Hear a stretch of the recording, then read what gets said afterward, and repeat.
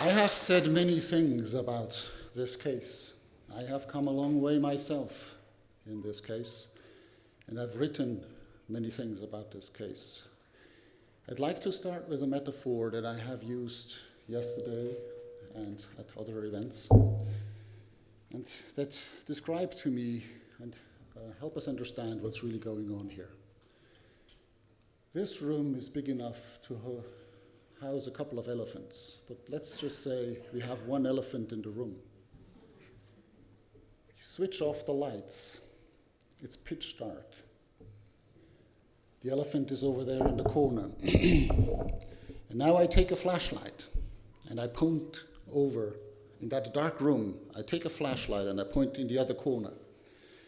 Where will all of you be looking? The other corner, right? Now, Julian Assange has taken the flashlight in that dark room and he pointed at the elephant. The elephant of war crimes, the elephant of misconduct under the color of law, the elephant of serious violations of human rights and impunity. He's pointed his spotlight at this elephant, and the elephant, as a deer in the headlights, was frozen for a couple of moments, a couple of weeks. Everybody was discussing these revelations. But then the elephant snatched the spotlight and they turned it over and pointed it at Julian Assange. The room became dark, and the only thing we could see in the room is Julian Assange in the corner and the spotlight pointing at him. And now everybody was discussing Julian Assange's character, Julian Assange's private habits. Was he wearing shorts or long pants during his video conferences? Was he skateboarding in the embassy? Did he feed his cat? Did he smear things on the walls of the embassy? I mean, absolutely trivial things compared to the revelations that he made. Who is the one that has the spotlight? It's certainly the governments and the media. The media are the link. The media are the ones that observe the governments for us and then are supposed to inform us, to empower us, not just to entertain us. But if the media wants to talk about skateboards, we just want to read about skateboards. We're not looking at the elephant in the dark. And I think this is what this is about. This is why everybody's discussing, is Julian Assange a good man or a bad man? Or what has he done? Is that a good thing or a bad thing? Or could someone have been endangered potentially? No one has ever heard of anyone being harmed by the revelations, but theoretically it could be harmful, so we have to extradite him to face justice. But no one discusses the people that were murdered on film. They were not endangered, they were murdered. And you can hear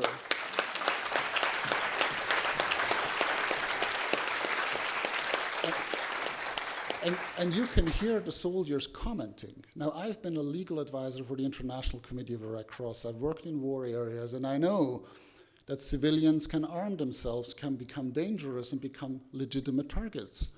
Even if some of these people were carrying weapons, once they are wounded, they are protected. Wounded combatants cannot be targeted. Targeting wounded combatants, even if they are combatants, regardless whether they're civilians or not, once they're wounded, targeting them becomes a war crime. We can hear the soundtrack on that video. Oh, he's wounded. Fire. Yes, and then here comes the minibus. The driver wants to rescue these people, and then they're asking for permission to engage, knowing very well that they're shooting at rescuers. It's a war crime. It's not a potential war crime. It is a war crime. And who has ever asked for the prosecution of that war crime? We have the Senate committee report, 7,000 pages of evidence of systematic torture in the name of the US government. It's not true that no one has been prosecuted. There is one CIA agent that has been prosecuted for it. His name is John Kiriakou. He is the whistleblower who actually disclosed it. No one else has been prosecuted for the most serious crime of torture.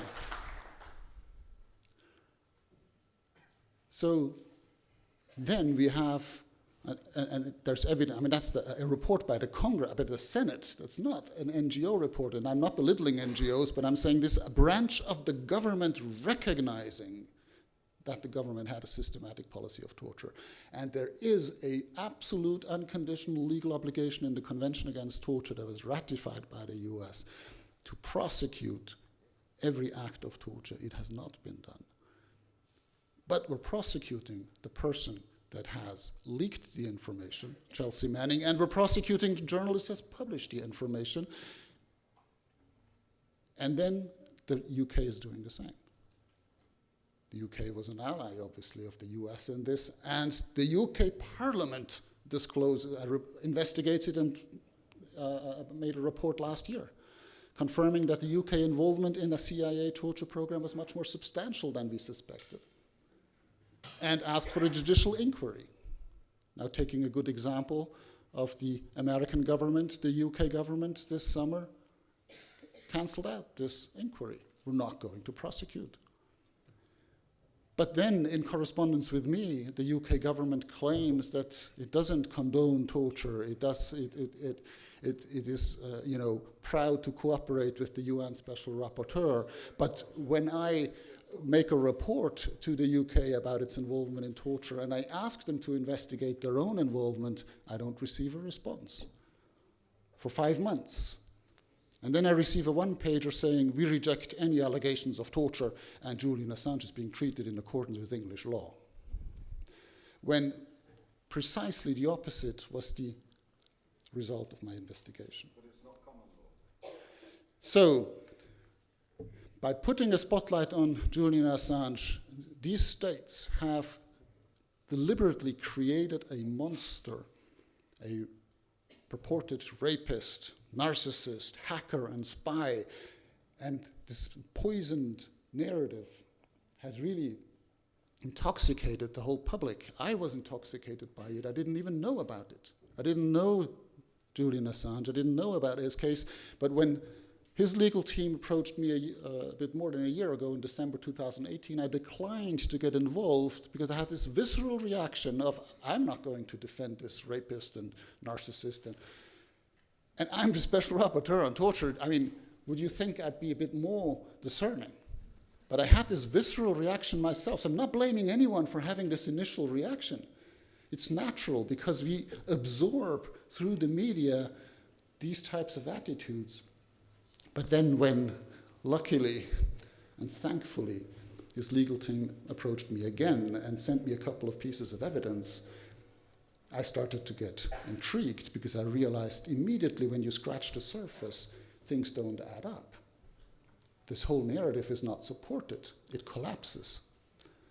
And the more you start to dig, the more dirt comes to the surface. And so I was intrigued, and I went to visit him with 2 medical doctors to have an objective basis, a psychiatrist, a forensic expert. We visited him for 4 hours. We had separate medical examinations and bilateral discussions with me, and all the 3 of us came to the conclusion that he showed clear patterns of psychological torture.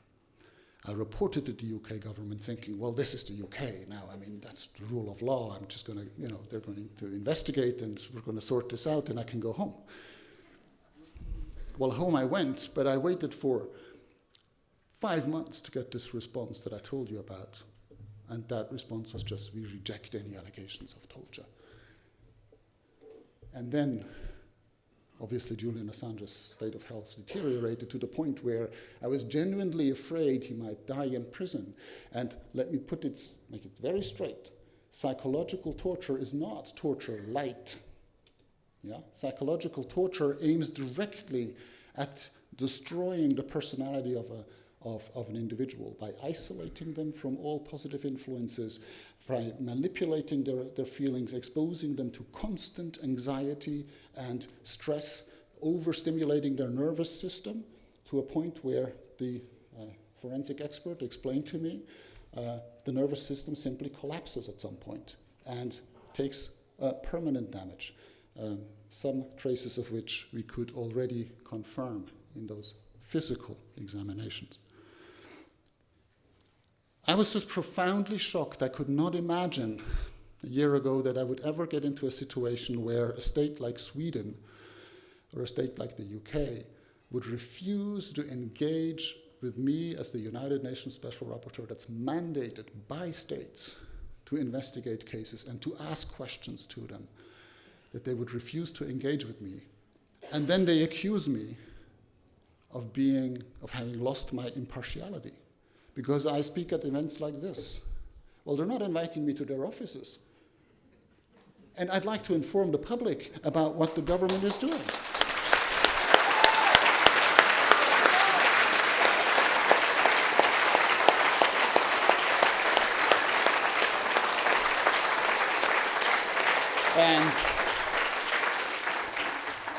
And I take pride in the objectivity of my investigation. I was reluctant to visit Julian Assange. If I was partial against him.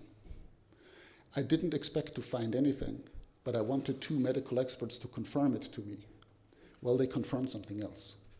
And I immediately recognized the patterns myself because I've been visiting prisons for many years. I visited political prisoners in the Middle East, in the Balkans, and they all showed this type of pattern after a couple of months.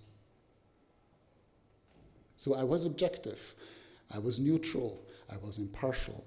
But once I have investigated and I have identified someone as being a torture victim, I'm not neutral between the torture victim and the torturer.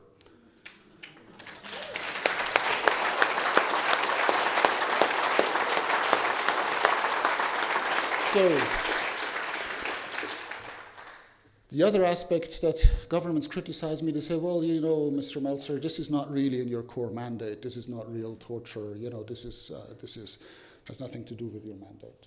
Well, let me just tell you, there are 3 aspects that are absolutely at the core of my mandate. This man has exposed torture, and this torture has not been prosecuted. That's a violation of the Convention Against Torture, and that's in my mandate.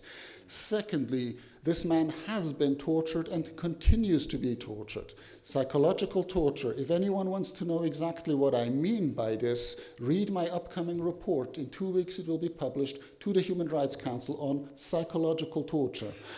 Thirdly, if this man gets extradited to the United States, he will be tortured until the day he dies.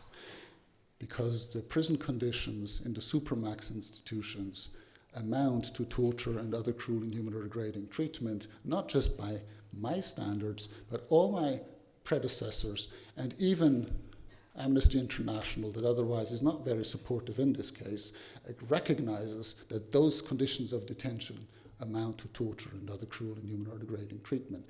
There is no way he can be lawfully extradited to the United States. Not because of what he has done, not because of what he will be facing there. So I think it is absolutely time for all of us to switch on our own spotlights and point it at the elephant in the room, to refuse to discuss the personality of a man who has done more than his share in serving our society, and identify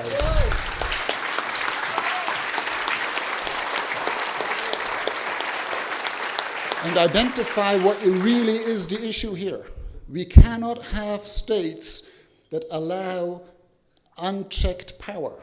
Human beings cannot manage unchecked power. That's why we created the separation of power. That's why we created checks and balances. Now, these checks and balances, these branches of government tend to collude with each other if we don't supervise them. And that's why we have the free press that's tasked to do that. But the press that doesn't do that isn't free. It's not a press at all. It is just a public relations department of those governments.